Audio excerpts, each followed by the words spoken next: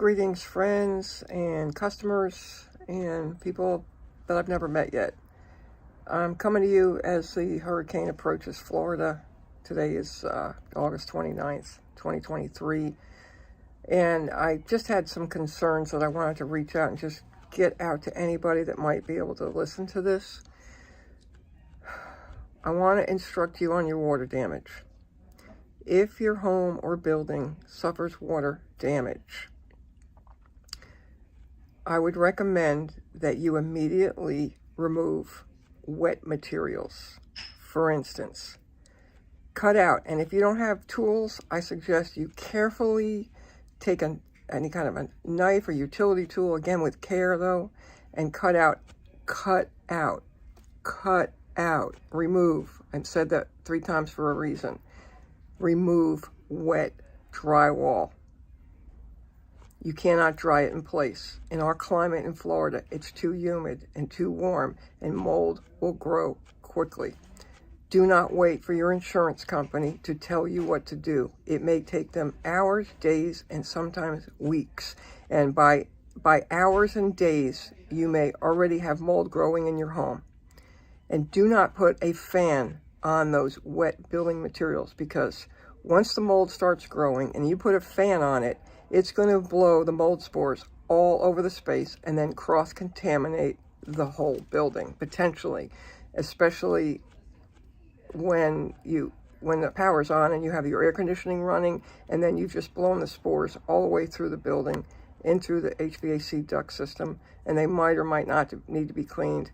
And even if they get cleaned, it's very costly to clean them, and it's a lot more costly to have to replace them if that happens. So I would say remove the wet materials, cut them into small pieces, put them in garbage bags, seal the garbage bag up, place them outside. Do the same thing with wet carpet, wet pad, and do that with, like if you have heavily wetted base trim, pull it back to the next joint and at least place it outside of the space. Do not leave the wet building materials around. And as soon as you are able, I recommend implementing the use of a dehumidifier. Anybody that's seen any of my videos before or spoken to me personally or on the telephone knows that I'm a big proponent of having a dehumidifier on hand. When the power comes back on, turn the dehumidifier on in any place that did get wet and let the dehumidifier help dry that out. Now, the dehumidifier has a blower that blows off of it, and it puts out some hot air actually, but it puts out air, and you really don't want that air hitting any wet building materials that you haven't already removed, just in case like you can't do that. Maybe you're not able to do that physically. Maybe you're not you have some physical impairments to your arms and hands and stuff like that, and you can't get the materials out. Don't let any air blow on the wet building materials if you still have some in place. Turn that dehumidifier on and bring the humidity down as soon as possible. If you already have some mold, you know you have mold, you could smell it. And what you might want to do is open your windows and get fresh air in when you can.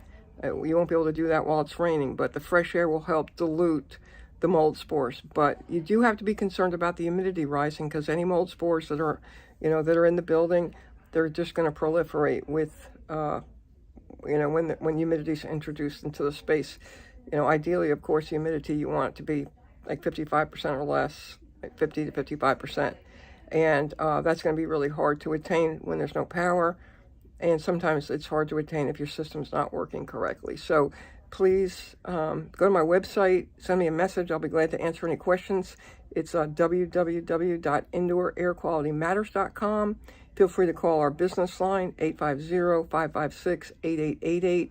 We'll be glad to help you in any of these ways for prevention, in the hopes that you won't even have to call us for a mold problem. I'm big on prevention.